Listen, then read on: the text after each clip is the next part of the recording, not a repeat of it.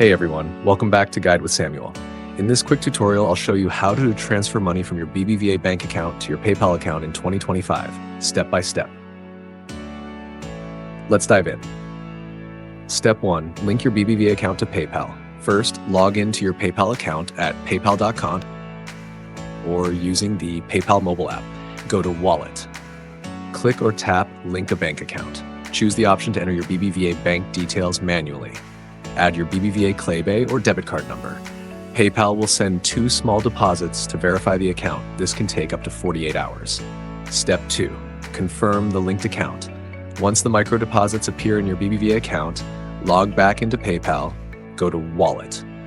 Confirm bank. Enter the 2 small amounts you received. Now your BBVA and PayPal accounts are officially connected. Step 3. Add funds to PayPal if needed. Note, in some regions, PayPal doesn't allow adding funds directly from banks. If it's available in your country, go to your PayPal wallet, select Add Funds.